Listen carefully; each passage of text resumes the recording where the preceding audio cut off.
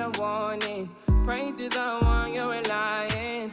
I've been wandering all day. I tried to be fine, but I can't be. The noise in my mind wouldn't leave me. I tried to get by, but I'm burning. I'm behind my mind, it runs. All these thoughts have troubled me. Fighting to give up my pain. Fighting to be on my lane. My mind running to the other side. When it's time to leave my life, then it tries to take me out. Tell you what I need, right? Yeah. I really need time now. I need to free mind now. I really need mine now. I need to free my mind now. I really need time now. I need to free mind now. I really need mine now, yeah. This is the peace that you cannot buy. Send me a love that you cannot mix. One is the joy that you cannot waste, and the other one price that you cannot fix. This is the peace that you cannot buy. Finding a way when you cannot see. Man with this system, he cannot pray. I need to find release. But behind my mind, it runs. All these thoughts have troubled me. Fighting to give up my pain. Fighting to be on my lane. My mind running to the other side. When it's time to leave my life, then it tries to take me out. Tell you what I need, right? Yeah, I really need mine now. I need to free mine now. I really need time now. I need to free my mind now. I really need time now. I need to free mine now. I really need time now. Oh yeah, just set me free, freer than the open mind, farther than the eyes can handle, freer than the ocean now. Yeah, yeah, so set me free. Now I need to find release. Set me to the open sky. Now I need to free my mind. Yeah, yeah. Boom, boom, boom, boom, boom. Boom, boom, boom, boom, boom. Hey, I don't, yeah, oh no.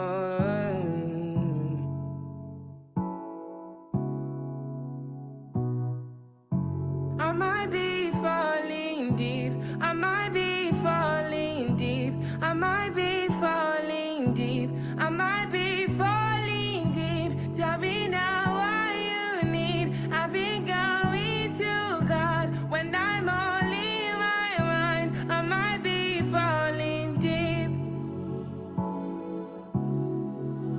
Falling deep. I might be falling. I might be falling. I might be falling. I might be falling, yeah.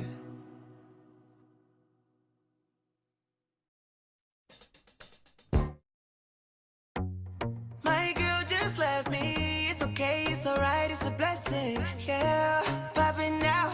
Now I hit the city and they popping now. We gon' party till the morning. Bring it back to the house and we gon' touch. Tequila got him coming out the clothes. Bad little baby, she came with too much.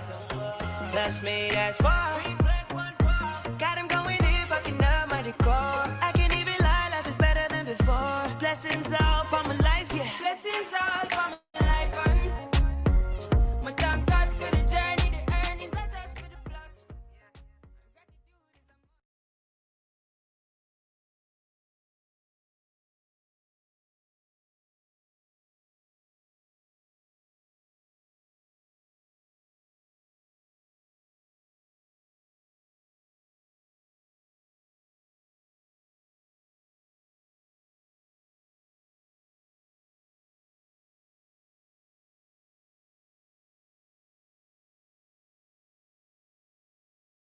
Welcome, everyone.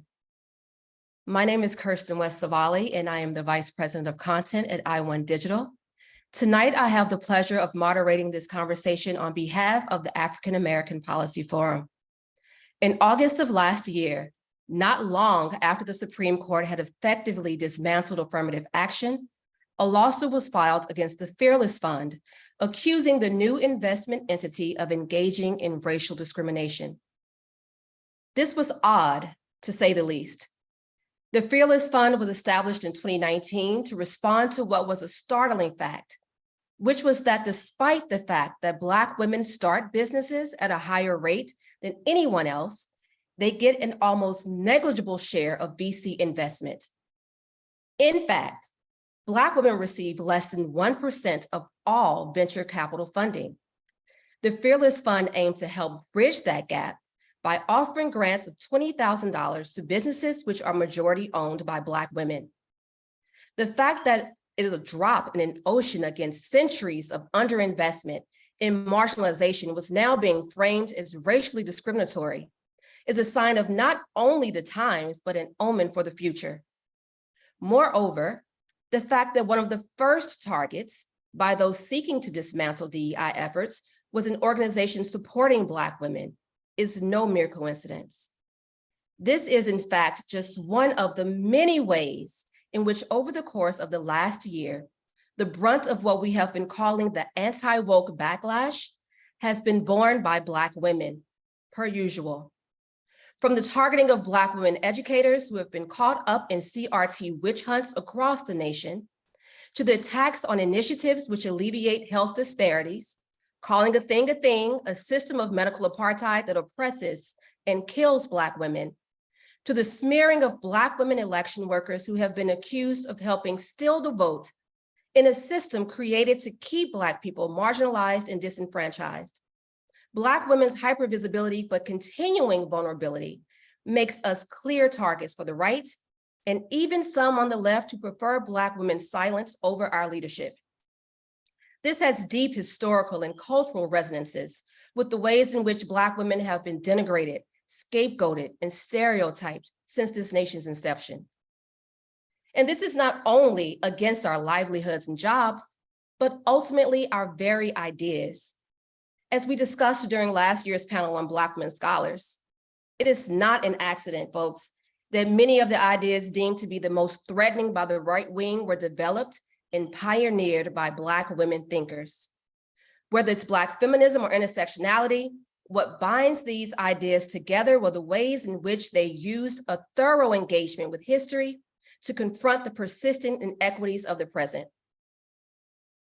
The threat these attacks on Black men therefore pose is not only against us, but the entire project of multiracial democracy, and more plainly, this nation's liberation from the white supremacy it is rooted in.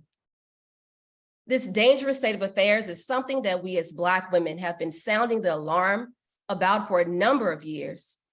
It is the same urgent attention to the deterioration of democratic values that has seen us act as the most cohesive and progressive political bloc for a number of crucial elections. In the face of this, instead of our call being taken up by the political, educational, and media institutions entrusted with buttressing our democracy, what we have seen at best, silence, and at worst, complicity. We saw this with what happened with Claudine Gay, the right-wing campaign to unseat the first Black woman president of the oldest university in this country, which itself benefited from slavery. These blatant attacks would not have been successful if it wasn't for the mainstream media fanning the flames to ensure that the right's paranoid campaign would only end with Gay being professionally and personally disgraced. But this is not only a story about Black women in the most elite institutions. The campaign against DEI, which in right-wing circles is now a very much coded racial slur, and wokeness aims to rip Black women out of the very fabric of American society, allowing a cloud of suspicion to follow us in our local businesses, schools, and even in our hospitals. In the face of this crisis, it is worth remembering that Black women have been here before, and we will be here again. We have had to fight for access to the full spectrum of womanhood, to be treated not as breeding chattel, but as fully human. We know white supremacy to be a Black feminist issue on the most intimate and painful level, because systemic oppression has always been mapped across the bodies, hearts, and minds of Black women, We bear layers of scars that tell that tale. So tonight's panel will not only map the contours of how this attack is occurring, but why Black women find themselves at the center of it and what strategies we can call on to pull us back from the brink. I am delighted to welcome tonight's powerhouse panelists to help me make sense of what is happening. I'm delighted to welcome Karen Attiah, a columnist for the Washington Post who writes a weekly newsletter. She joined the Post in 2014 as a digital producer in the opinion section. Attiah was the winner of the 2019 George Polk Award and was the 2019 Journalist of the Year from the National Association of Black Journalists for her writing and coverage of the murder of her friend and colleague, Jamal Khashoggi. Janelle English is the founder of Elizabeth, a publishing and consulting company dedicated to identifying and amplifying diverse stories. English was previously the former executive vice president of impact and inclusion at the Academy of Motion Picture Arts and Sciences, where she led initiatives designed to address underrepresentation across the industry and to discover, empower, and advance the work of diverse film artists.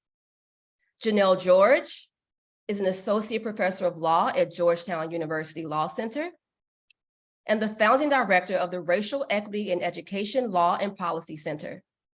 As a civil rights attorney with the Legal Defense Fund, she worked with several campaigns and coalitions to leverage legislative and policy advocacy to advance equal educational opportunity. Next, we have Katrina Gibson, an assistant professor of emergency medicine at Emory University School of Medicine, where she practices clinically at Grady Memorial Hospital, one of the country's busiest emergency departments. Dr. Gibson is a national leader in emergency medicine, serving as secretary of the emergency medicine section of the National Medical Association, the collective voice of African-American physicians.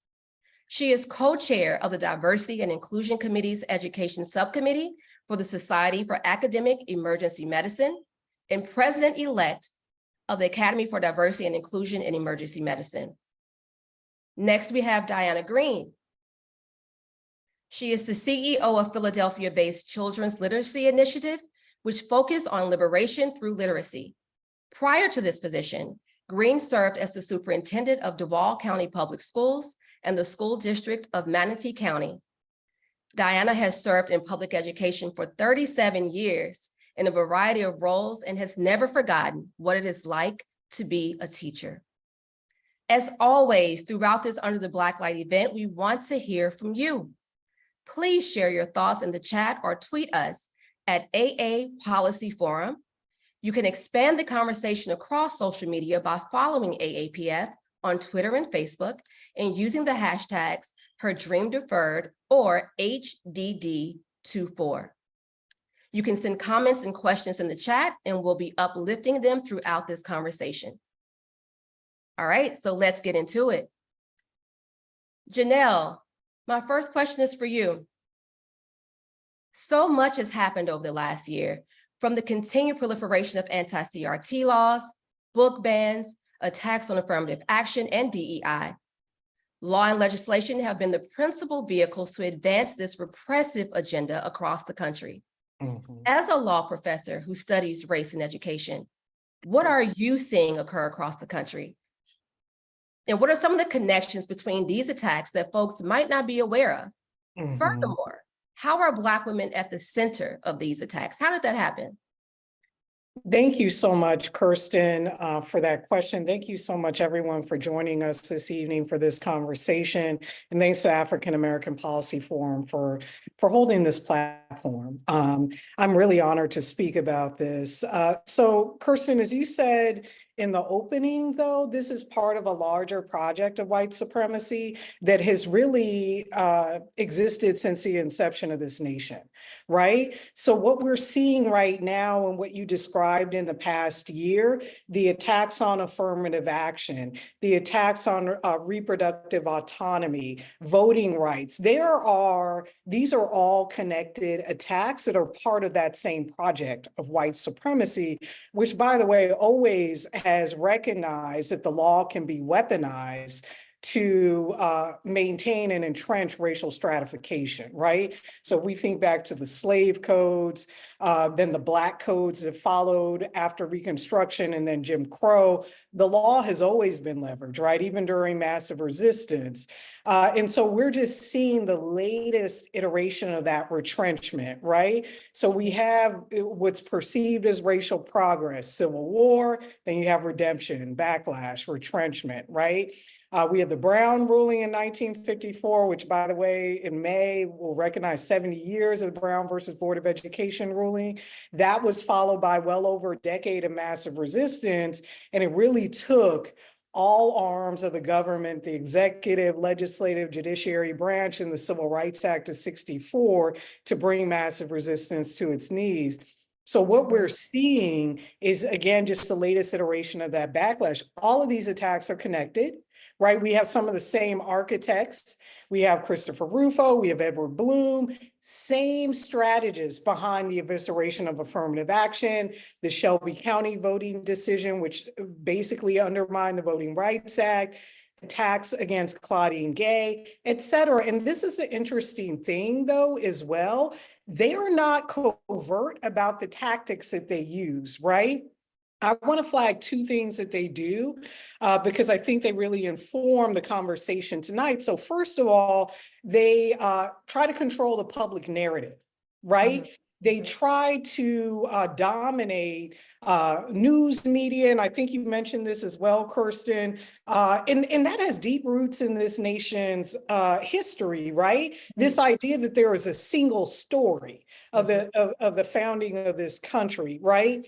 And that's a central component of critical race theory, storytelling, narrative. Whose voices are we centering? Whose stories are we telling? They're co-opting the language of the civil rights movement. They're trying to distort and obscure and erase this nation's history, right? All the while they're trying to facilitate white supremacy, right? Another thing that they do, another tactic and a key one, is miseducation. And again, unfortunately, we see that over and over and over again. So we see distortion, for example, of what discrimination actually means. So we see the Brown versus Board of Education ruling that actually decried racial categorization, right? Racial stratification that was facilitated by Jim Crow. And now they're saying the very mention of race itself, or the history of this nation, or this nation's history of racism, is racism in and of itself. That's a complete distortion of Brown, a mischaracterization of Brown, and also a decontextualization of the 14th Amendment, what equal protection is about, what Title VI, right, the enacting legislation by Congress was about. So it's controlling the narrative, and it's miseducation. And those are some of the tactics that they're using, right, to facilitate their campaign. And again, it's the same project of white supremacy. Absolutely. I say often that the U.S. is a white settler colonial project rooted in genocide, slavery, rape, and land theft, calling a thing, right? And as Neely Fuller taught us, if you don't understand white supremacy, everything that you do understand will only confuse you. And I think they're really trying to confuse some people. Diana, for what Janelle has outlined, we know that Florida is the state where all of these policies and laws come together in many respects to create a perfect storm. As a superintendent at Duval County School District in Florida, you were at the eye of that storm. Can you describe what you saw in your time as a superintendent over the last few years? And Kristen, again, thank you to this organization and allowing us to share our voices. It was very interesting. As an African-American female superintendent, it is always a challenge. You're always being put in the spotlight, challenged about your decisions, about recommendations you make. And I always encourage young women who want to choose this path that you have to be 5 steps ahead of everyone, because they're trying to figure out how to catch you. But over the last few years, we went from being applauded and honored for everything that we did during COVID-19 to all of a sudden we were villainized. Teachers were villains. Superintendents were ultra villains, and especially superintendents of large urban school districts. I'm accustomed to school board meetings. Maybe 10 people might show up to my school board meetings. And after we came back from COVID, the picture you saw, I had many nights of dealing with individuals. And the sad thing was the vast majority didn't even have children in our school district. They were coming from other places to talk about what we were doing in our schools, that we weren't focused on teaching and learning. We were focused on helping students become LGBTQ. We were focused on pronouns, and that was the furthest thing from the truth. And so it goes back to what Janelle said. They were trying to control the narrative. And in Florida, the narrative was about parental rights.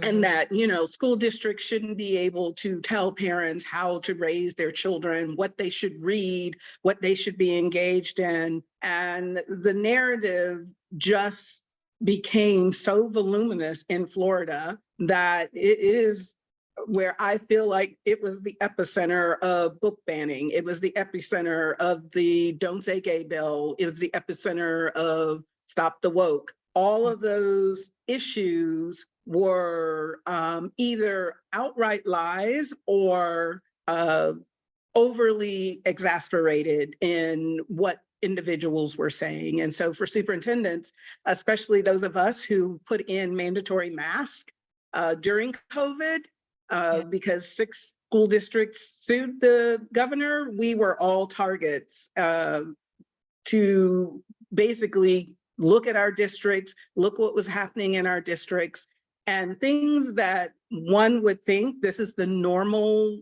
process, the normal way a school district would run. All of a sudden, everything was under question.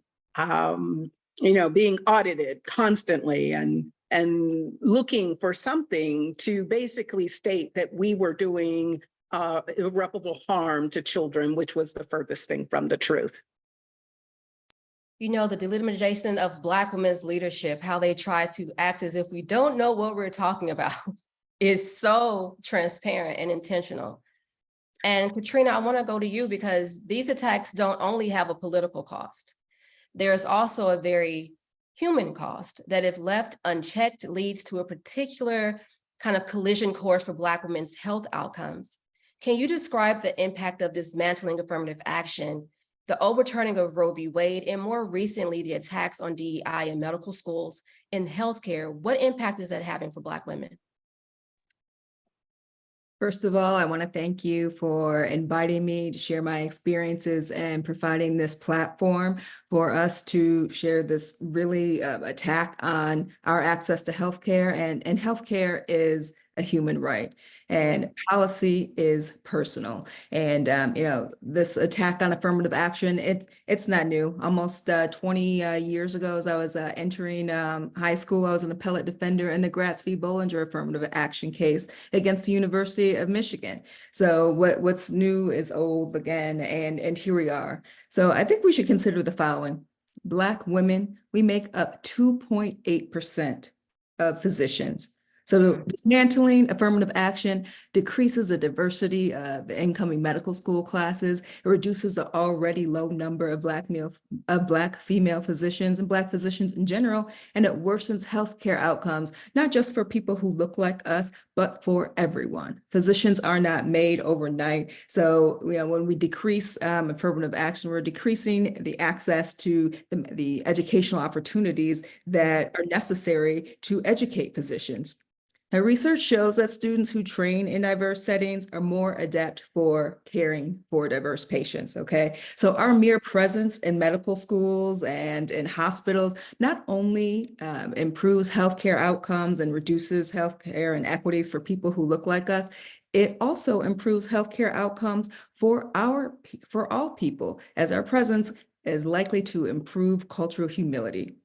Also, consider the following. Studies show that concordance between providers and patients, not surprisingly, when your provider, your physician, your nurse looks like you, you're more likely to get better care. This improves adherence to medical treatment plans, rendering a more preventive care, and it also decreases poor outcomes for hypertension, diabetes, which leads to fewer heart attacks, strokes, patients ending up on dialysis. And not surprising to anyone on this panel or in this on this forum, Black women have worse outcomes relative to their white counterparts when we do receive these diagnoses. Our pain is undertreated, not only relative to our white counterparts, but even when you look at the World Health Organization standards, Black people's pain is treated differently. It fuels this distrust in healthcare system amongst Black patients. We're less likely to access healthcare if we know that we are going to be mistreated and undertreated. A recent study out of the UVA done by a psychology candidate showed that medical students and residents, we're not talking about Klansmen and people who are overtly racist, but relatively educated and cultured people actually believe in racial differences, but racial biological differences. They think that, Black people have higher pain tolerances. Our skin is thicker. And all of this can be mitigated by maintaining affirmative action, increasing opportunities for education for people who look like us so that our mere presence can better impact our colleagues with whom we're being educated, with whom we are rendering care. Now, you referenced DEI attacks specifically in medical school. Not too long ago, earlier this month, as a matter of fact, a physician out of North Carolina, Representative Greg Murphy, introduced the EDUCATE Act, which would amend the Higher Education Act of 1965, which would prohibit graduate medical schools from receiving any type of federal financial assistance if they participate in DEI programs. So consider this. Black students graduate with $25,000 more in student loans, 188% more debt than their colleagues. So if they're not allowed to receive loans to go to school, they're less likely to pursue these long courses in getting higher education and becoming physicians. We earn 30% less than white people just due to our overrepresentation in lower paying jobs. And Black women only make 63 cents for every dollar as our white colleagues. So these social drivers of health impact access to higher education, and the resources to pay for it further decreases the pipeline for Black doctors. And these are the direct impacts of attacking affirmative action and the opportunities that allow us to become physicians and members of the healthcare field to mitigate some of these health inequities. Wow, I thank you so much for that. I remember reading a study about how Black baby girls in NICU were stronger and they were more likely to survive. And it made me think about how we have been considered to be strong in needing to survive before we even got here. And there are so many stories of people who have been told that they had problematic drug use and they just needed pain medicine for cancer treatment, and they were treated like it was problematic. So and I think we all can talk about times that Black women in the medical field have probably saved our lives. So it's so important that we call a thing when we talk about that. And Janelle, my next question is for you. It's not only these attacks that have been pushed by right-wing reactionaries, though. We say right-wing, but there are many liberal gatekeeping organizations that have chosen to appease and accommodate some of these attacks. We saw this when the College Board capitulated to Ron DeSantis' demands last year, rather than standing up for academic freedom. But they're not the only institutions guilty of this. Many of our cultural institutions took up the call for transformation, which erupted in 2020 by hiring DEI officials, only for that energy to just go away after a few months. In fact, you were one of 6 prominent Black women DEI executives who left their positions within the span of a 6-week period last year. Can you describe what your experience was when you went into these institutions, which may have been talking the talk of racial justice, but were not walking the walk? First, just thank you for creating this space. And I have so much gratitude for the women I'm sharing space with today. I'm in awe and I have so much admiration for each of you. And interestingly, right around the time that I decided to leave my position at the Academy, I went to see my Black gynecologist, a woman. And it was in a very vulnerable space with her that I really talked about my health and the impact my job was having on my health. And I cannot emphasize enough how important it is for us to be represented in those spaces where we can be most vulnerable and lifted up when it's needed the most. What's really important for me in discussing DEI positions is to always ground this in terms of what the jobs actually are, because what we saw in 2020 was a groundswell reaction to the public saying, we need diversity positions in all of these places and spaces. And there wasn't a real understanding of what these jobs actually were by the executives that were hiring them. Something that it was always surprising to me, right? You get in there and the very foundation of your role is to question everything. Your job is to really help an organization see the benefits of diversity. And in order to do that, you literally have to understand every aspect of the business. And you have to identify what parts of the processes or policies are exclusive. What is actually preventing this organization from reaping the benefits of diversity? And what that means is it puts you directly in the line of fire for criticizing the entire existence of an organization. So every day it's a battle, right? You show up, you're asking questions, you're probing, you're prompting, you are redesigning, you're rewriting, you're rewiring. And that's often met with a level of defensiveness. So what happens is you had a ton of incredibly gifted and smart diversity professionals stepping into these jobs where they were looking to rewrite, rewire, redesign everything. And all of a sudden, there's a realization of, oh, this is the job that I hired. I didn't realize I was hiring someone to come in and really challenge the very foundation that my entire organization was based on.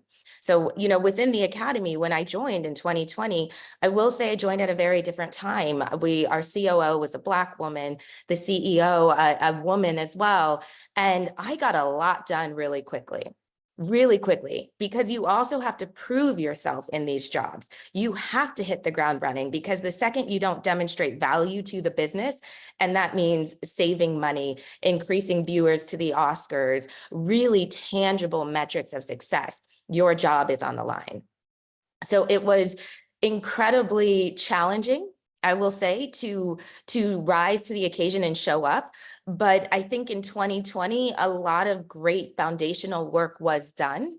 And fast forward to a few years later, when the realization that, these individuals are changing everything starts to come in, it's now a threat.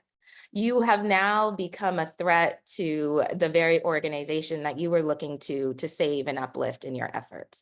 And that's when it gets really hard. Do you take on and stay in a position where you say, I'm okay being performative or the face of? I know personally I cannot. I know many Black women, many who are pictured right here, right now, who also cannot do that. That's not how we were raised. That's not how we exist. We cannot exist to our core to simply show up and say what we're doing. We need to be empowered to do that. And that changed in 2023. It's like the invisible labor of Black women and the aggressive attempts to kind of silence our voices and shred our kind of contributions to our communities is so pervasive across all sectors. And I think about James Baldwin teaching us that the person who is able to articulate their circumstances, or the victim that is able to articulate their circumstances, ceases to become a victim and then becomes a threat. Yes. And that's so true for Black women across in all these spaces. Karen, journalism, sis. In the wake of the crisis that our panelists have painted for us, we would expect our media, our fourth estate, to be sounding the alarm about these attacks on racial justice and democracy, and picking up kind of the intersectional impact that this has had on Black women. But instead, in many respects, we have seen mainstream white liberal media actually fan the flames of this witch hunt on Black women by serving as mouthpieces for the far right and the liberals who love them behind closed doors. Media has not only been complicit in the kind of mythologizing of this nation, but co-authors in creating a narrative that allows white supremacy to persist. But what I call critical race journalism, critical race media, examines these power relations in a way that mainstream media does not, has not, refuses to, with any consistency. But be clear, we've talked about this previously, journalists, particularly Black journalists, wrote the first true draft of this nation's narrative through social, cultural, and political lenses. Can you share your observations, because I know you're in the thick of it, in the fire, about what role the mainstream media has played so far? Sure. And like everyone else, I'm really grateful to be on this panel today and for you guys for hosting me and giving this space in such a critical time. Woo, where to even begin? I will take up, the question about just looking. One thing I think that the media, one of many things that I think the media has failed to really fully be honest with itself about is all of these attacks that we have been talking about, whether it's DEI, CRT. I have done reporting on some of these movements, particularly in Texas and Oklahoma. These are well-funded, well-organized, well-orchestrated, and as we said earlier, literally the architects of these campaigns against, frankly, Black people advocating for Black purges of education, of medicine.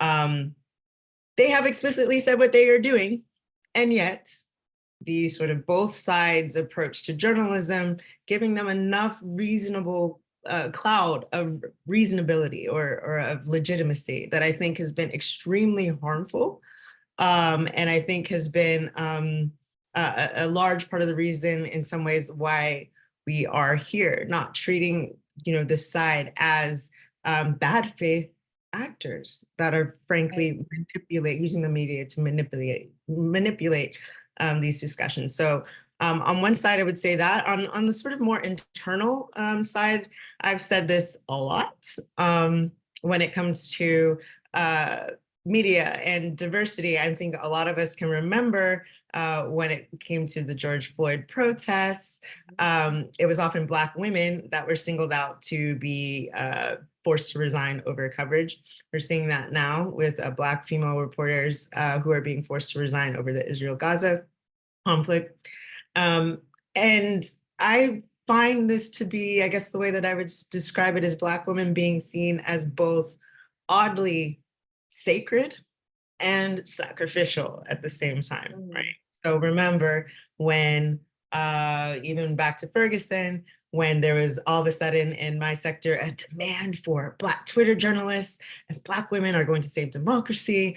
Very often, a lot of the diversity officials or DEI officials happen to be Black women. So I think that this sort of juxtaposing, putting us both as the sacred janitors, basically the diversity janitors that are being tasked with cleaning up white people's mess on diversity, and we're supposed to be grateful to be handed the mop to clean up their mess, right?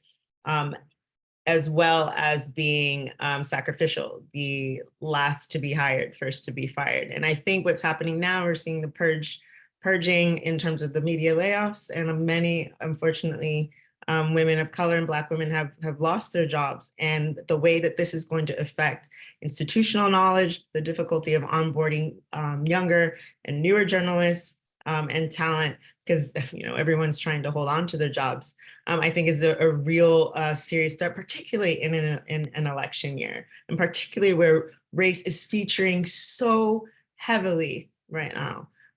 In not just CRT and DEI, but even just xenophobia, anti-immigrant animus. We are really, being first to be targeted. And I can't, really leave this without saying that often Black women journalists, the Black women who are public commentators, face the most targeting and abuse online when we do speak our minds in the public sphere. So, so it's a really challenging time, and I think we have a lot to do to just be clear-eyed about what we're facing. Absolutely. I remember Cory Booker said once, it was something along the lines of, when the smoke cleared and Black women would be at the top of the mountain with the flag and saving democracy, and my middle son said, but what if Black women don't want to do that? And I said, you know what, you should run for office, because that is a lot of labor they expect from us in all these sectors. And what if, like you said, sacred and sacrificial, I wrote that down, because why are they handing us the mop to clean up their mess? That is such a powerful, powerful statement. We're supposed to be grateful for it. We're grateful for the job. Right. So it's definitely a very, you have to be extremely strong, I think, in your mission and what you're put there to do, because this is all designed for the gaslighting, the doublespeak, particularly I would say on the liberal side. Yeah. So it's definitely it is no joke, but hey, we're still here. So Yeah, absolutely. And if we refuse to clean up, then it's our fault it's dirty. They just forget about the whole what happened in the first place. mhm. But thank you to all our panelists for laying out the multiple sites of crisis we're seeing across various segments of society and how Black women have found themselves at the center of these attacks. For this next round, I want to focus on the conditions that facilitated these attacks. So Karen, I'm coming back to you. As a journalist, you have been in the position to track and write about these attacks. We know that part of the ways that mainstream media justifies its reporting here is the perceived obligation they have to not be seen as too liberal and kind of this blind commitment to both sidism, as you mentioned a little earlier. Can you tell us about how these and other dynamics within mainstream media contribute to their failure to hold the right? And again, like we said earlier, those on the left who love them behind closed doors to account and leave Black women vulnerable. Yeah, we're definitely seeing this sort of post 2020 so-called kind of, so-called racial reckoning. And we're seeing power trying to get its lick back, right? Basically. And I think, and we've spoken about this before, the fact that so many of the ideas about intersectionality, about CRT, even about the discussion around police brutality, all were championed by Black female academics. Personally, I think what is most challenging, the right, yes, has if the right is going through and wanting to basically burn and ban books, the left sort of refuses to see its own bias and complicity and its own deference in many ways to these forces. And so we call it the Overton window, seeing how everything is being sort of shifted to the right in order to not make readers too uncomfortable, right? In order to, well, if we invite more right sort of commentators, we're going to get more of the share of the Trump vote or whatever. That has not borne out, right? But it has shifted the acceptability of what was once sort of extreme as being, again, legitimate positions. And I think that this is what is extremely difficult to reverse. I think, yeah, again, this is historical. We've spoken about the Black progress and then white backlash. I'd say that that's where we're at right now. For sure. And it's interesting, especially for Black women in this space who have been accused of being not real journalists or advocacy journalists. And when it became kind of a Clinton-Trump thing, then it was, what are we going to do? We have to tell the truth. We have to speak facts. So we were speaking facts about Ferguson. We were speaking facts about about police brutality. We were speaking facts about maternal morbidity, and they told us we weren't real journalists. So it became very interesting to see how they picked up the mantle when it was convenient for them to do so, or when they were impacted by it. Janelle, after your exit from the position of Executive Vice President of Impact and Inclusion at the Academy of Motion Picture Arts and Science, you wrote about your exit in the LA Times. In the article, you stated, "I sat in the crossfire between the communities I was advocating for and those I was calling on to champion change. On both sides, there was fear." Can you expand on this tension and how you as a Black woman had insight into this tension? Fear is one of the most dangerous, challenging battles that we take on as Black women across industries, but especially when you wear this diversity hat in a job that you take on. Because when you are doing something right, when you're changing something, it makes people uncomfortable. And that just increases the level of fear that you're then up against. And what was so interesting for me, I remember like when I left the Academy, I decided to write about it. I wrote my op-ed, and that's where that line came. And I remember just reading through the comments, which, okay, I get it. Karen would probably say, never read the comments. There's people you don't know who are just trolling, right? Yeah. But there was one comment, I can take a lot, like we all can, I can take a lot. There was one comment though, that stood out to me. And it was, You know, I heard that if Janelle hadn't resigned, she would have been fired anyways, because she only cared about Black people. She didn't do enough for Latinos. She didn't do enough for Asians. The challenge of doing these sorts of diversity jobs where you are advocating for so many is the assumption that comes with your own identity. You as a Black woman cannot actually advocate for or stand in the gap for or do more than. You are only focused on one community. You are not able to see beyond your own lived experiences, rather than recognizing that our lived experiences as Black women are exactly why we are the right individuals to be advocating for progress and change in any institution. And that is a prime example of the type of fear that came from, honestly, the communities I was uplifting. I did more for the Latino communities and Asian communities than had ever been done at the Academy. Yet the assumption was I only cared and I only moved, things forward for the Black creative community. When the reality is everyone could look at what I did and say, we need more, let's go faster, let's go harder, which is also part of the problem with these jobs. The sides that you're advocating for, the expectations are so high without really respecting the tensions that you're navigating every day.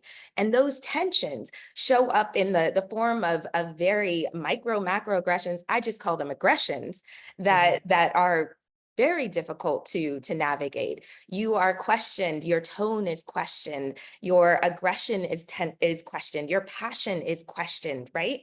It's questioned on behalf of everyone that you're advocating for, yet you don't have that groundswell of support on both sides. And, I think it's so easy to say these roles are being cut, but I think the better question to ask is, how do we make sure these roles are successful, that the individuals in these roles do not burn out like I did, in this pursuit of change and progress? That is something that we all have a role to play. I may not be in that job anymore, but the work has not stopped. And the community that's uplifting me now is really Black women. And I'm so, so grateful for that. Absolutely. Your words made me think about the Combahee River Collective, and they said if Black women were free, it would mean that everyone else would have to be free, since our freedom would necessitate the destruction of all systems of oppression. And yet we have to apologize for standing in the gap for Black women, as if that's not what justice is, as if that's not an honorable or legitimate thing to do. And so I appreciate you all for standing in that gap for us every day. Diana, you spoke a few months ago, an excellent TED Talk, where you spoke about the ways in which Black women are being pushed out of senior education roles, such as being superintendents. Why have Black women been left particularly vulnerable to some of the attacks on education that we've seen across the country? Well, unfortunately, we sit at the intersection of racism and sexism.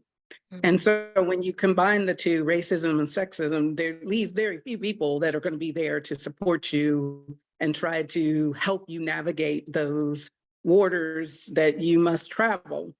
In my TED Talk, I talk about how African-American female superintendents only make up 1.4% of all superintendents. And many times when I talk to young African-American women, they say, we saw what you went through. I don't want to go through that. It is very challenging, and I'm just going to be honest. People want to say, I want to be my authentic self. When you're dealing with politics, there's no such thing as your authentic self, or you won't be in that space for very long. It is, again, how do you stay 5 steps ahead? Be as wise as a serpent, but as humble as a dove, and lead an organization that, for me, my annual budget was over $2.6 billion. So first and foremost, people were upset that a Black woman is running an organization that's $2.6 billion. And most superintendents are running budgets much larger than county government or any local government. And fortunately for superintendents, our pay gap is very minimal. So you're making a very high salary, being responsible for thousands of employees and billions of dollars. You become that target. They are looking for the one tiny minute thing that they can say, well, this is the reason why you don't deserve. So if you're going to be a leader, a Black woman in this space, you have to come in fearless, with courage, have your support system in place, and let people know that you are there and the reason why. My why was I wanted all children to be successful, but I knew that Black and brown children needed me more than their white counterparts. And so it is a very tough space, but I think Janelle said it, that we have such vast lived experiences. You know, I've lived across the world. I've lived in Germany. I had so many things that I brought to the table that, yes, I was focused on making sure that Black and brown children got what they needed, but the military families, because my father was in the military, loved me because I could talk to them. Black women have this way of being able to, I guess we call it code switch and fit in where they need to be in. And that's what that is the challenge we face each and every day. And unfortunately, in the world we're living in now, it is quite exhausting. Every day, you know, I'm waking up thinking about 5 things that might happen today, but I got to be sure I know how to handle them if they happen to show up today. And that's why it's very challenging for African-American women. And I will say women of color, because in the space, totality of women of color in superintendent is less than 4% of all superintendents. Thanks. Those are some startling numbers. You mentioned about the intersection of racism and sexism. I also want to shout out Moya Bailey for coining the term misogynoir to describe that, because it's something that we all do experience on a daily basis. And also thinking about how there were recent studies around Black people and how we are more likely to have sleep issues. It's not surprising, because we do deal with that. We can't sleep. We wake up anxious, thinking about what we have to do, what we haven't done, what someone is going to accuse us of doing. So it's very volatile and very exhausting. And I know we all are in many respects. Katrina, similar to the question I just asked, can you describe some of the dynamics about the medical profession which leave Black women physicians particularly vulnerable to some of these attacks on DEI? Sure. Let's be honest. Medical training is toxic for any and everyone. But when you take the intersectionality of our race as well as our sex, it can be deadly. We're all familiar with, Professor Claudine Gay, but it goes deeper than that. Earlier this year, Dr. Sharita Golden, who is the Chief Diversity Officer at Hopkins, she was asked to step down, or forced to step down, let's be honest, from her position, simply because she sent out an email defining privilege.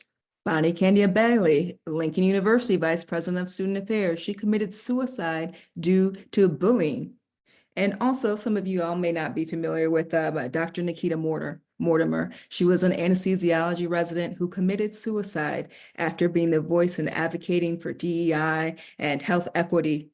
We lost this young sister. We're actively dying. I'm sure we all know that, or we've experienced, and I know that I even got a t-shirt made. We've been called verbally aggressive. We're angry and we're intimidating. But studies show that when anger, calmly expressed workplace emotion, is more likely to be attributed to a Black woman's personality. It's intrinsic to who we are and what we are, as opposed to whatever that inciting event may have been that caused us to show our rightful anger. We're not allowed to be angry, and that's because anger leads to change. So similar emotional adjectives are also disproportionately shown in Black students, Black residents, and our physician evaluations. And this, no doubt, leads to us disproportionately being disciplined and dismissed from medical school, as well as from residency training programs. Once again, that's another hit to the pipeline of Black physicians that have the opportunity to be in spaces to decrease these health inequities. So our professionalism is unfairly determined by our ability to tolerate disrespect, microaggressions, and humiliation. And of course, I know I've been told I think most recently, maybe about a week ago, is You're not allowed to make anyone uncomfortable. So this over-policing of Black residents, Black medical students, it starts even beyond this. We're all familiar with this whole school to prison pipeline that begins in grade school. It's further perpetuated in residency training and medical school as our actions, our behaviors, how we wear our hair. You know, we had to introduce a Crown Act just so that we can show up as our natural, authentic selves, because anything that is intrinsic to Blackness, intrinsic to Black womanhood is seen as unprofessional. And of course, you know, we as physicians, it's, you know, just like a lot of other professions, it's not only what we do, but it's who we are. Professionalism in medicine is a core value, but when our professionalism is determined by the necessity of us, littling ourselves and diminishing ourselves, and internalizing these environments that create these racial microaggressions and blatant racism, we're less likely to thrive in these environments, and we are more likely to be impacted by the toxicity of these stressful environments. I'm an emergency medicine physician. We are the number one specialty for experiencing burnout. Suicide rates are high, and this toxicity that we are experiencing is killing us. So it's kind of, we're damned if we do, damned if we don't. We're not allowed to advocate for ourselves or others. And because when we do, we are going to experience that backlash. And once again, fewer Black doctors means worse health outcomes for us. You know, I'll be remiss not to mention, even now, there have been recent studies around Black boys having high rates of suicide and the fastest growing rates of suicide being for Black girls. And when I hear what's talk about how we are impacted as adults, it is just so frightening. It is so frightening to hear that even our babies are now being impacted by the white supremacy that we face every single day in our professional lives just by existing. You talk about not making people uncomfortable. How do you do that when our very presence makes people uncomfortable? How is that even possible? Sit with that one for a second. It's a lot, y'all. Janelle, as we have attempted to understand these attacks, are there any historical examples that help us frame the ways in which Black women have always sat at the bullseye of various iterations of backlash, and why anti-Blackness and misogynoir help us understand what accelerates these attacks? Absolutely. I do want to just make a comment just based on some things I'm seeing in the chat. And someone said a lot of what she's hearing reminds her, or it makes her think of her current situation, right? Her current employment role. I just want to encourage everyone to take care of themselves as you're in some of these spaces. This is very hard work. It's damaging. We internalize a lot of this, right? We were just talking about anger. I didn't realize that depression is anger turned inside, right? So it's either manifesting outward or it's manifesting inward. So I really encourage everyone to just please take good care of yourself, to seek the kind of care, support, outlets that help you to thrive, that affirm you. One of the things I do is I try to indulge in the arts. I actually went to see a play at the Arena Stage here, which is actually run by a Black woman here in Washington, D.C. And the play was about Anna Julia Cooper. And a lot of folks know her as an educator who lived to be 106 years old. But it was interesting because it brought up so much of the backlash she dealt with individually. So she ran a school called the M Street School here in Washington, D.C., which was, she taught Black students the classics, a very prestigious school. So what started to happen is she was sending her Black pupils to Harvard and Brown and Oberlin and Dartmouth, and they could not take it. And her Black pupils were outscoring the white students in Washington, D.C. So there was an orchestrated campaign to push her out of her leadership position. There also were not a lot of Black women principals, and she happened to be a widow, so she was single, which was another thing that was stigmatized and used against her. And so they followed this kind of same pattern. They talked about, she dealt with public shaming. She was presumed incompetent because frankly, she didn't care if students came to school late. She wanted them to do their work. I'm the same way. Show up and do your work. You're an adult. But they said that showed she was lax. She couldn't discipline her students.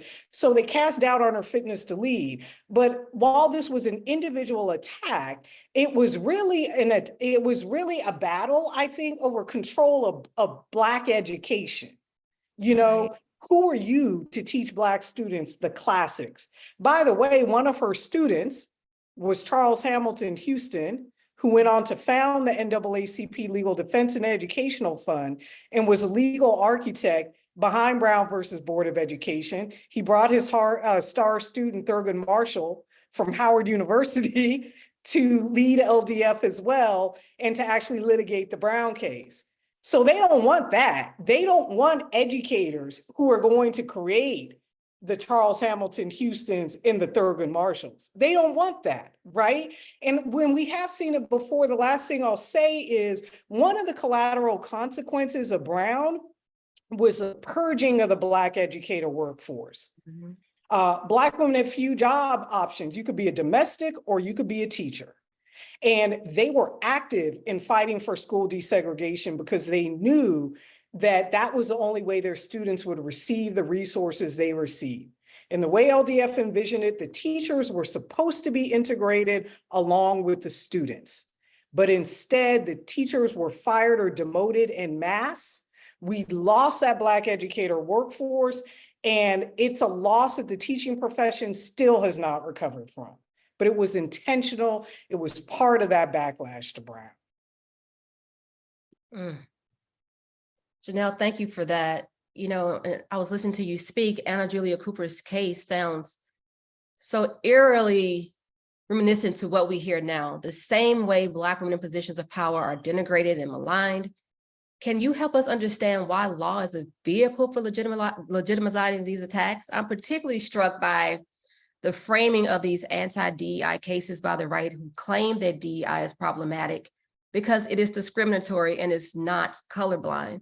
But we know that so-called colorblindness is in fact discriminatory because it defaults to whiteness. It doesn't default to empowering or equitable conditions or justice for Black and Brown and Latinx and Asian American people. It defaults to whiteness.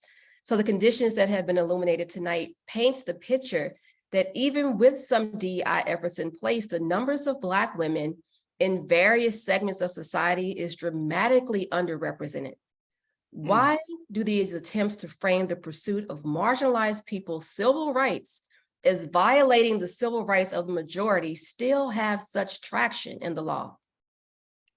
So my theory is that it has worked before. The law has been weaponized over and over again to advance white supremacy in this country. At Georgetown Law, we have a motto: laws but the means, justice is the end. And I tell my students that's important because don't confuse law and justice, right? Think about what has been legal has not always been just, right? Slave codes, Black codes, Jim Crow, those were all legal, right? But they were not just. And so it's important to recognize white supremacists, we see their tactics in new forms, but they do the same things over and over again, right? Harry Byrd of Virginia, after the Brown versus Board of Education ruling, declared, if we can legislate, we can segregate. They recognize that they could challenge school desegregation. They could seek to try to maintain and sustain white supremacy through the legislative apparatus. And that's exactly what they did, right? Again, until the Civil Rights Act and the actual threat of withdrawal of federal funds. And by the way, the Federal Department of Education under Johnson did take funds away from Southern school districts, which brought that to its knees. But they've done this over and over again. Let's legislate, particularly with education, when you can do it at the state and local level. Let's try to leverage the law. You mentioned color blindness. They learned you can't do some of the overt Jim Crow things. So let's go around and let's co-opt this civil rights language, right? And try to turn it all on its head. But to do that, you have to ignore history. You have to ignore the fact that Jim Crow laws were race conscious laws, right? that slavery was a racial designation. It was a legal designation, a category, right? All of those things were race conscious, but now they don't want to talk about race, right? Again, it's acontextual because we'd have to ignore all of history. We have to ignore if folks really want to get fired up, read Clarence Thomas's concurring opinion in the Students for Fair Admissions case, because it is the most ahistorical reading of the Reconstruction Amendments and the 14th Amendment you will ever find. It's almost like slavery wasn't a thing, the Civil War wasn't a thing, Reconstruction wasn't a thing, right? These were Reconstruction amendments to overturn the Dred Scott case and crystallize citizenship for Black people. That's what they were. And this is why there are fights over education and history, because in order to continue to be successful in advancing this misinformation, right, and under the cover of these facially neutral laws, what they have to do is deny history, obscure history, and decontextualize everything. And that's why educational leaders, right, like Dr. Green are under attack, who would teach them that. That's why Anna Julia Cooper was under attack, right? And so again, we have to recognize that. At the same time, I'll say this, Derek Bell, who was one of the originators of critical race theory and a former legal defense fund lawyer, recognized the emancipatory potential of the law. So I'm not at a point where I say abandon the law. Let's not let them co-opt everything. Let's continue to fight and use the tools we have available. Absolutely. I can't read Clarence tonight. My blood pressure won't take it, but I will definitely check it out tomorrow. And I think about, again, what you were saying about the law and how so much of white supremacy is codified within it. And Dr. King said the nation needed to be true to what it said on paper. And I always say, but it has been in so many ways. Slavery was on paper. Jim Crow was on paper. Convict leasing was on paper. Cash bail is on paper. All that is on paper. What needs to happen is when we're dealing with a system that is not broken, but functioning exactly as intended, is we need to rip the paper up and create new papers, because that's what we're dealing with. Thank you all so much for your insight so far. And Glenda, before moving on to our next set of questions, I'm going to ask AAPF's Director of Programs, Glenda Smiley, the phenomenal Glenda Smiley, to give us a brief rundown about what we've been hearing online and in the chat so far, and then we'll move into a further discussion with our panelists. How are we looking, Glenda? Hi, Kirsten. Thank you for that. It has been an engaging conversation already. We are seeing tremendous remarks from folks in the chat here on Zoom, also over at YouTube. And I love what you just said. In some circumstances, we need to rip the paper up, right, and draft a new paper. For the very top of the program, Venus said that it looks like we have an all-star dream team with this exemplary panel, and I couldn't agree more. That has proven to be the truth with all of the gems that the panelists have dropped throughout the conversation. Minna Pratt spoke about the importance of having diverse medical practitioners and professional, and gave a personal anecdote about how a Black woman OBGYN helped her to give birth after a tragic loss when she tried previously. Another attendee, in response to Karen, said the George Floyd protests showed us how journalists of color are questioned on their capacity to be objective in ways that white journalists are not. We had an attendee say thank you to Dr. Green, and that you just made their evening with all of your comments throughout the night.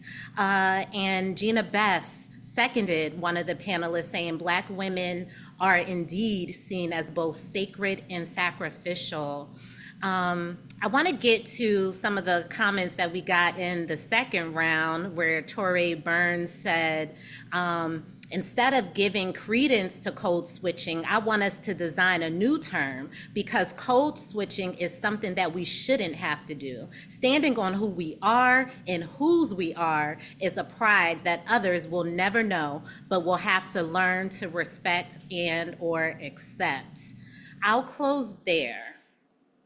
Thank you. Back to you, Kristen. Thank you. Lots of good comments, lots of good feedback.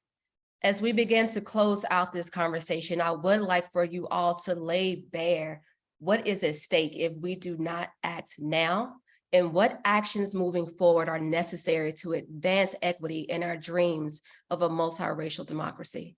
Question to Janelle: why must we see what is happening in our cultural industries as being just as important as what is happening in schools and politics? I was struck by what Janelle George shared about seeing a play with Anna Julia Cooper. What does it mean if we don't have access to tell those stories, or have our stories be told by people that don't have any investment whatsoever in our communities other than what they can extract from it? Something I say so often is that art is the most honest representation of where humanity is at a point in time.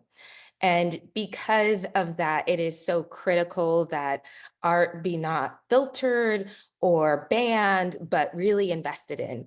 And something that I think is important for all of us to do is to really question the measures of success that are applied on the arts and entertainment and creative landscape. It cannot be the award that we're after that is the measure of success for this film project that we have. It cannot be a bestsellers list, right? We need to redefine those success metrics to ensure that our work continues to reach the necessary places. What does that mean? It means show up, buy the book that you're hearing everyone talk about, and then don't just buy it, buy a copy for your friend, and then talk about it online. It means show up and buy the ticket for the film that you're hearing about. It means watching and streaming the new Shirley film that's on Netflix. And don't just watch it alone, bring in your girlfriends and talk about it, because art has a very unique way of moving so much faster than policy often, that it is essential that we uplift our stories to make sure that they cannot be diminished, they cannot be minimalized, and they cannot be dismissed. In order to greenlight and to continue to greenlight these sorts of projects, we have to show up. And that's something we can all do. Absolutely. I would say that applies to journalism too. Read the things you all say you want us to write about. Support it, support it, support it. Question for Katrina. While there has been increased awareness of the ways in which maternal health impacts Black women, we know that awareness alone is not enough. It was only just recently we heard of the investigation related to the death of Kira Dixon Johnson, who died hours after childbirth at Cedars-Sinai Medical Center, a renowned Los Angeles hospital, just in 2016. There is also the case of Serena Williams, whose ordeal garnered international attention. We recently saw with former Kansas City Chiefs cheerleader Crystal Chrissy Anderson, who was only 40, when she died of sepsis after stillbirth. And I know this on a personal level to be the experience of my own mother, who died at 29 from a brain aneurysm while pregnant, 16 months after giving birth to me. But it's not only maternal health that is likely to burden Black women. Can you provide us a sense of what is concerning you and other doctors? Sure. If you show me a diagnosis, I will show you an equitable health outcome for Black women. We're more likely to be diagnosed at later stages of breast cancer and cervical cancer. Our hypertension, diabetes, and cardiovascular disease is more likely to end in heart attacks that will be dismissed as anxiety or us overreacting. Our mental health disorders are dismissed and underdiagnosed. Our little Black girls are told that they have attitudes as opposed to them being diagnosed with anxiety. There's inequitable outcomes and suicide rates. And lack of access to care due to being under or uninsured. We're more likely to live in states without abortion access and reproductive health. I live in Georgia, one of the few states that's really holding out regarding Medicaid expansion. And this, of course, fuels mistrust of healthcare system. This is something that I alluded to earlier. You know, this is more than just the Tuskegee experiment and Henrietta Lacks that have just ingrained in the Black psyche and maybe even your average American may know about this. This came to a little bit more of the forefront when we learned about, we started talking about COVID. It was one of the pandemics that really highlighted for everyone, regardless of your field or your level of interest, that there are health inequities, and these are killing us. Prior to logging on today, I was speaking with some colleagues at work, and these are doctors, nurses, and other practitioners who were petrified and had negative outcomes during childbirth. And you shouldn't have to have a degree or be educated or have access to fame and a large platform in order to get adequate health care from your providers, in order for your pain to be recognized. So the the healthcare system is not only failing Black women, but it is killing us. And there are so many points of entrance in which we can mitigate this. It's not just education of providers, it's empowerment of Black women and giving us access to care. But if there's any diagnosis, whether it's mental health, maternal health, cardiovascular health, these inequities for Black women exist, and the tools that we have at our disposal in order to mitigate those healthcare outcomes are under attack, and it's strategic and it is purposeful. Thank you so much for that. I've done some writing and researching. Shout out to researcher Professor Arlene Geronimus on her position on weathering, right? And I've kind of thought about it over the years and how it may be one of the missing pieces to the puzzle of understanding why Black women's maternal morbidity and mortality rates are higher across educational, economic, and medical access, meaning, like you just said, we are more likely to get sick and or die while pregnant, in labor, or post-pregnancy, the fourth trimester, despite how educated, wealthy, connected we may be, and how that weathering and increased stress on our bodies leads to those poor outcomes. And I don't know if this is still the current numbers, correct me if I'm wrong. There was studies some years ago that showed on a cellular level between the ages of 49 and 55, Black women are 7.5 years older than some white women. And how, because we're so accustomed to guarding ourselves, so used to having to be hyper aware of everything, that we don't even pick up on the fact that at some level of stress, it's just our baseline existence, that we're never starting from a place of peace because racism makes that impossible, right? And based on their research, that impacts everything, psychologically, biologically, and emotionally, even when we're unaware. And I know that to be the absolute truth of many of our realities. And I hope our audience is really understanding how connected we are across all demographics and across all sectors. So Diana, I have the next question is for you.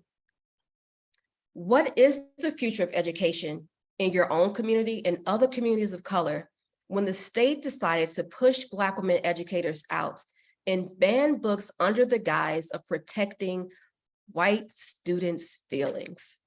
What is potentially lost there? A great deal is potentially lost because it's not only just those issues. People still have not realized the negative impact the pandemic has had specifically on Black and Brown students. That academic achievement gap is almost 2 times wider than it was pre-pandemic. And so if we continue down this path, one, our African-American children, Hispanic, they will not know their history. They will not understand the greatness that is within them. And as George Santana, I believe is his name, said, if you don't remember your history, you are condemned to repeat it. If we do not take up the, whether it is like in Florida, the African-American churches have taken up that we're going to start teaching African-American history to our children, to our parishioners and their families. But I do want to state, pre all of this, African-American history has not been taught at a high level before COVID or before the governor put in the Stop the Woke Act. It has always been on the back burner. And we as educators need to do a better job of making sure children have access to books that reflect them, that celebrate them, that validate them. And so that is why I love what I do now as CEO of Children's Literacy Initiative. We are an anti-racist nonprofit organization seeking to dismantle structural racism to ensure that these children receive high literacy instruction and allow them to be proficient readers, because literacy leads to liberation. When you are a proficient reader, you access all other aspects of education. You can access if you want to be a doctor, if you want to go in the medical field or be a lawyer, any profession, but it does start with being literate. And with the data we see today, it is heartbreaking to see how far below our Black and Brown students are from their white counterparts. Today, only 1 in 4 African-American students will be proficient readers by 3rd or 4th grade. 1 in 4, 25, that's only 25%. And what I fear is when they read the history books in the future, they're going to talk about the miseducation of Black and Brown students and how they lost their history and how they lost their role in creating the society that we have today. And it's something that I wake up each day hoping that I can put my stamp on ensuring that that doesn't happen, because I want to ask each one of the panelists, how old were you when you first saw the first book that had a character that looked like you? I was an adult. I was not a child. We make sure that every community that we are working in, that Black and Brown children have access to those books, and not from, I love the public library, but this is for their personal library. These need to be books in their homes, and especially in these days and times when all manner of information they can receive off the internet, and most of it is misinformation. They need to have access to books that are about them, for them, and celebrate them, and also open the window up to the cultures that are and lifestyles that should be available to them. I mean, literacy leads to liberation, sacred and sacrificial, the brilliant alliteration y'all are dropping tonight. That is amazing, and you're so right. Karen, speaking of what you said earlier, I'm going to turn it back over to you. The refrain we heard from the last election was that Black women saved democracy with the crucial voting capacities in the number of battleground states. But since then, we have borne the brunt of these attacks and will be called up again to do the same thing in November, I am sure. What is your sense of the toll this takes on Black women? And does that make you concerned about the media narratives that will emerge if the Democrats lose at the end of the year? Oh, it's already happening, right?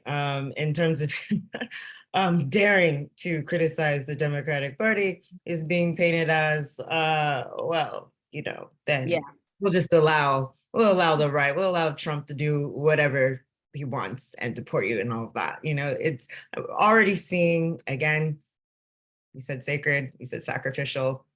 We're looking at a prospect of us being scapegoats if the election does not go the way that liberals would like, right? And so then it begs the question, is this about democracy, or is this about maintaining their version of power in a multiracial democracy, right? In multiracial coalitions? Instead of saying, we hear you, we're listening to you, we're responding to you, instead it's shut up and get to the back, know your place, right?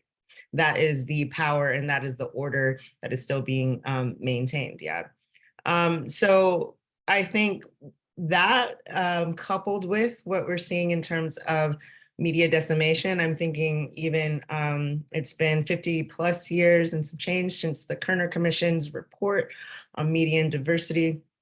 In the 60s, there were concerns about diversity, the coverage of Black racial relations and race riots. The Kerner Commission was extremely critical. 50 some change later, we're actually seeing diversity numbers even rolling back worse. So I guess what I think of being in this space is thinking about how much ground we have to recover over, frankly, decades in terms of repairing the pipeline. And to Janelle, I guess I see us in similar kind of, we're in the storytelling industries. When I'm one of the very, very, very few Black women opinion columnists in a major paper in this country. And I think that's absurd and abysmal and deliberate, right?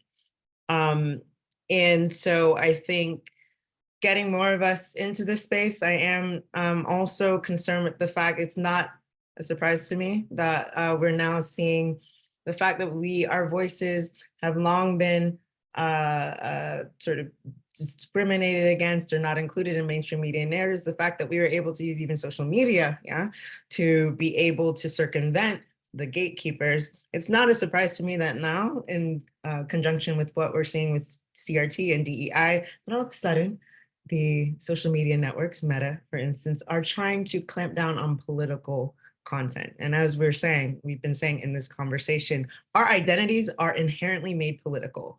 Our speech, no matter what we're saying, even us saying that we are tired, is a political statement, right? So we're seeing from kind of all channels, all angles, that this is a further marginalization of these spaces. That being said, I do want to give people the radical permission to rest.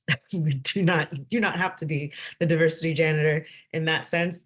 But if it does give you pleasure and purpose and mission to uphold the voices of others while we are all going through this time, through this backlash, through this purge, there's permission there too. And I think for me as a former editor, I knew that to an extent, uplifting other voices, marginalized voices, was part of the power building. Unfortunately, those things have changed, or in terms of the lack of Black female editors who have decision-making power to frame, to focus spotlights on certain issues, to ring the alarm, right? It seems like the power structures have decided that they prefer flying blind, right? And unfortunately, if the ship goes down, we are all going with it. So that being said, I have encouraged, obviously it does help to support Black writers, to read our work, write into our editors, share, all of that. But also I think there's a lot to be said for empowering Black media, Black independent media, Black press. But that being said, I just think we kind of have to go back to the sort of grassroots, ground levels, I think, and build ourselves up and back up our power and our culture. We've always done it. We will do it again. Absolutely. Absolutely. And even speaking to the framework of our voices and when they can be heard, you mentioned the Democrats and how we can be critical of them. It's so much we hear all the time, don't let perfect be enemy of the good, right? And that is complete and utter, well, we know what it is. And also just thinking through how any kind of criticism of political duopoly in the ways it kind of traps us in the ways we can critique is pushed back against. And Black women have always told those truths. So having Black women in media spaces like yourself is so necessary and so urgent. Having you all in the spaces where you are is so necessary and so urgent. And I want to thank you all for your rich insights, your sharp analyses and calls to action. Building on what you've already started to outline, I want to use this section to start providing our audience with some ways that we are fighting back, taking lessons from what our foremothers and forefathers have taught us. We know that the only way we lose is if we do nothing. Angela Davis teaches us that freedom is a constant struggle. There is something Black women have never decided to do, that is give up, that is cede power, nor remain silent, even though everything we say can and will be used against us. So as we are thinking about these things, I just want to understand and remind us of the words of two powerful Black women. First, Audre Lorde, who said, "In the transformation of silence into language and action, it is vitally necessary for each of us to establish or examine her function in that transformation and to recognize her role as vital within that transformation." And also Bell Hooks, who said, "Within complex and ever-shifting realms of power relations, do we position ourselves on the side of colonizing mentality, Or do we continue to stand in political resistance with the oppressed, ready to offer our ways of seeing and theorizing, of making culture toward their revolutionary effort, which seeks to create space where there is unlimited access to the pleasure and power of knowing, where transformation is possible? Marginality is much more than a site of deprivation. It is also the site of radical possibility, a space of resistance. I want to thank you all for your continued fight, even as they push us to the margins. We thank you for your continued commitment to resistance and radical possibility, which in a just world, an equitable world, a free world, the world we're fighting for, would not be considered radical at all. We hope that this conversation has given you the language, the context, and the tools to go out there and fight. I want to thank our panelists, Janelle George, Janelle English, Karen Attia, Diana Green, and Dr. Katrina Gibson for feeding us and underscoring the urgency of this moment. I also want to thank the team at AAPF for all their tireless, consistent hard work, dedication, and for making this space possible. Lastly, a very special thank you to our audience for joining us tonight.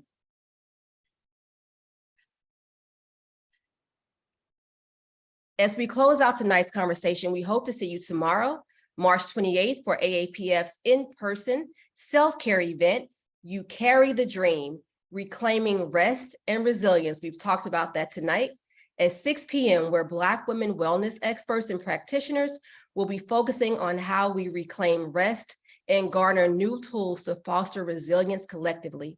This event will be held at 11 Adelphi Street, Brooklyn, New York, 11205. I would like now to pass the mic to Dr. Kay Wise Whitehead to offer us a sneak peek into how we are starting to fight back and transform language into action. Thank you all so much, and good night.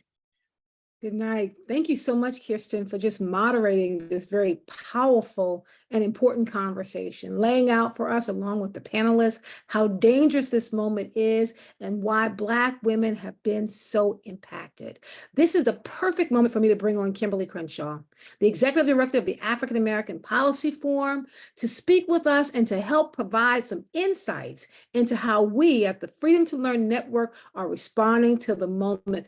Dr. Crenshaw, powerful and impactful. Even how are you doing after hearing all of this important information? I am re-energized. I am renewed. That was just fire. I want to thank the wonderful panelists, but also Kirsten West-Savali, who was just amazing. So Kirsten, thank you. You know we're going to call on you again and again and again. It was such a wonderful I'm here. Thank you. So when you think about all of this and how we're pulling this together, I like the fact that you're saying you feel energized. Yeah. Because that is what we want to tap into at this moment. Can you share a bit about what is planned for the second year of the Freedom to Learn activation? Well, first, Kay, I just want to say what was energizing about it is being in the community of other sisters who are seeing the reality that others are trying to deny.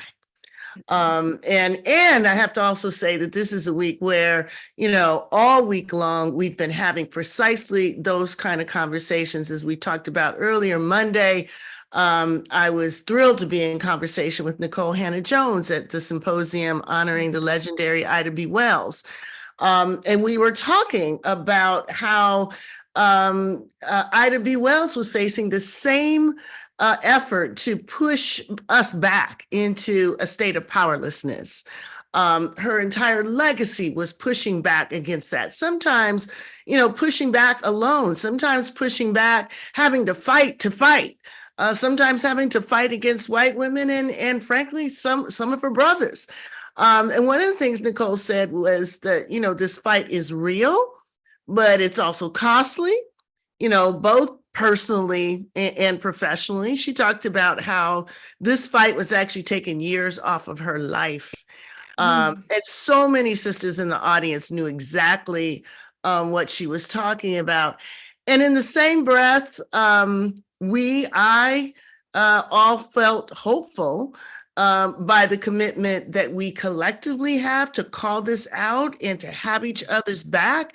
to recognize that we are in a very similar period together, and it's all about resistance. So that's what we're trying to do in our second year of Freedom to Learn. We are, again, gathering people on May 3rd as a National Day of Action. What we want to do is draw national attention to the anti-woke attacks on Black books, Black knowledge, Black scholarship, Black history, Black life through legislation, through book bans, through the right wing's damnation of African American studies.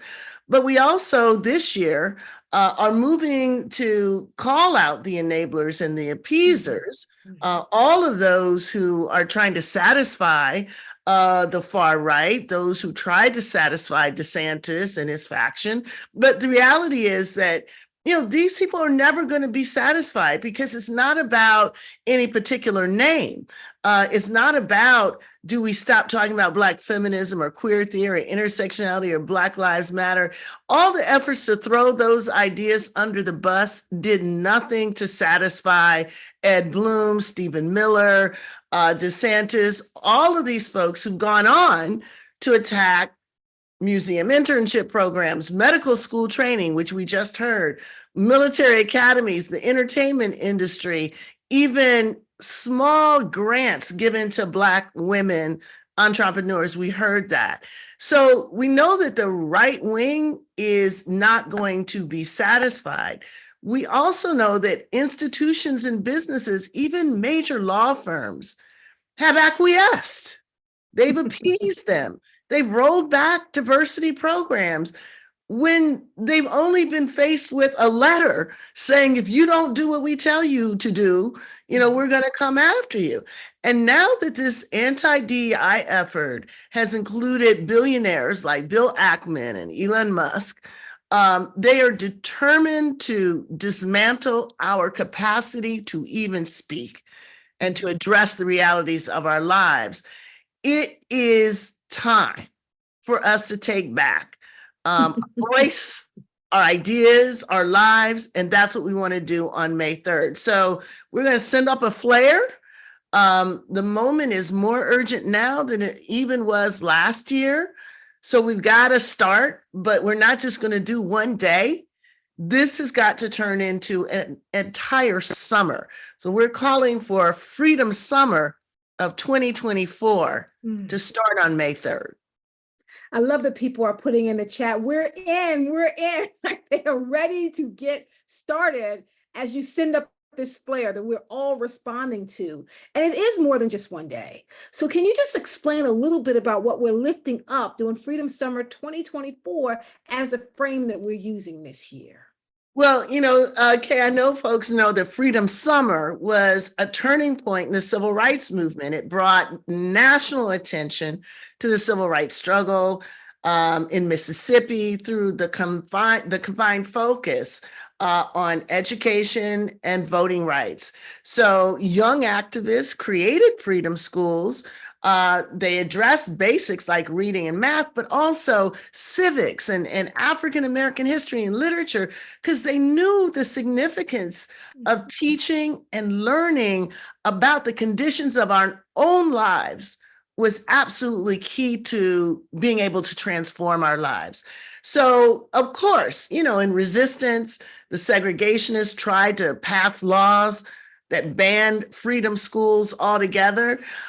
And in that is a lesson for how to read what's happening right now, because in the same way that in the past, efforts to maintain white supremacy were pursued through laws to create apartheid education, to miseducate, to make it impossible for Black people and other marginalized people to understand the conditions of their lives.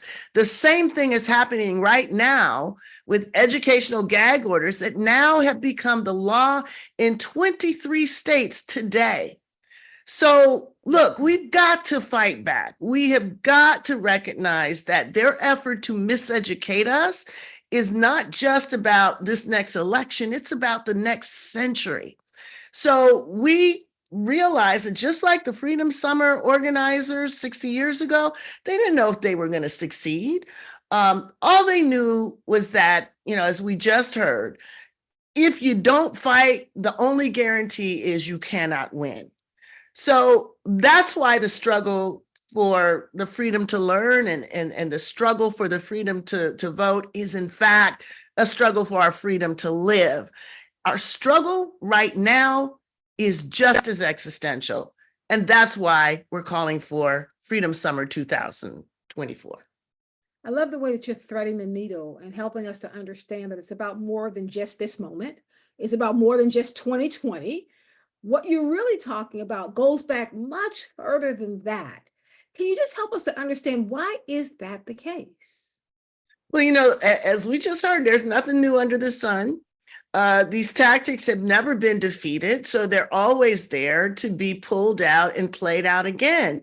And we see that the other side is fully aware of what moment we're in. So the Heritage Foundation held a convening a couple weeks ago called Seizing the Moment to Defeat DEI. For them, DEI is a cancer. They want to excise it through attacks on higher education and DEI professionals. And what they mean when they say DEI, let's be clear, is really all social progress, the entire infrastructure that was created from 1964 and on. Concretely, just to be clear about it, they've got this project called Project 2025, the Heritage Foundation. And what they want to do is prevent the Equal Employment Opportunity Commission from collecting any data on race and ethnicity. If you don't have data, you can't really prove structural racism. And on top of that, they want to eliminate the ability to even use the law to make a claim of discrimination through disparate impact. And for some, they want to entirely eliminate protections from employees for discrimination based on sexual orientation and gender identity. In fact, they want to expunge very terms like gender equality, DEI, abortion, reproductive rights from every federal rule, every regulation, every contract, every grant. This is a revolution. And just to make sure that they can make it happen, they want to fire thousands of federal employees in the civil service and replace them with loyalists. Now, I don't know how many people were reading the news today, but what the GOP has now done is they fired everyone, and you can only get rehired if you go through an interview in which they ask you if you believe the lie that the election was stolen. So this is it.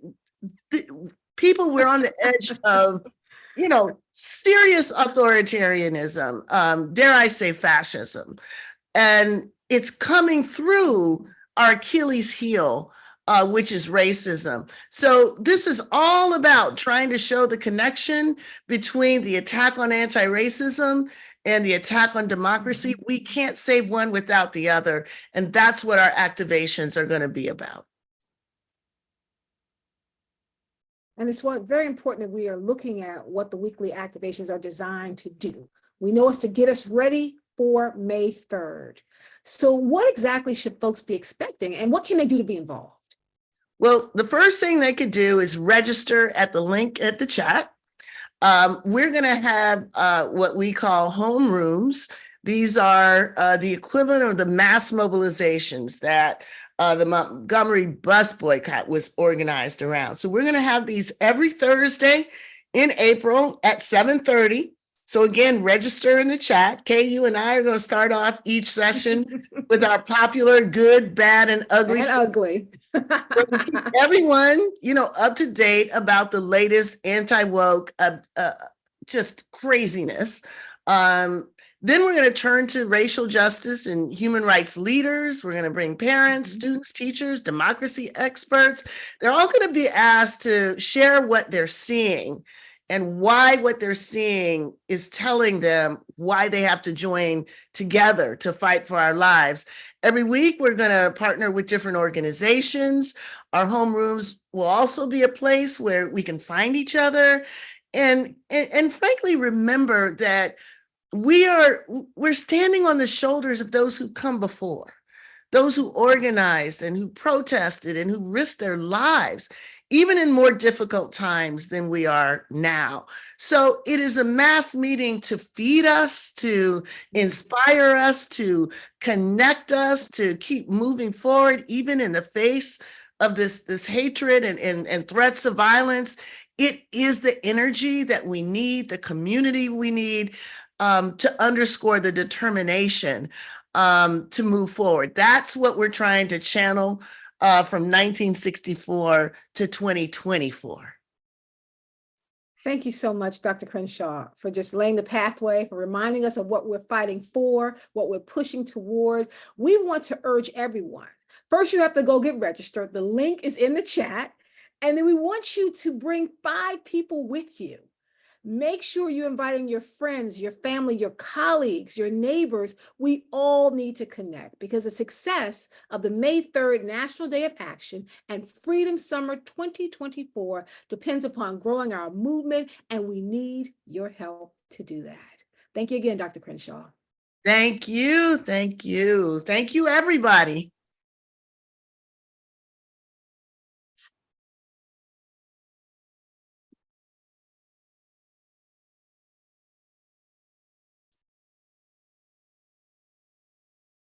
There's no guarantee.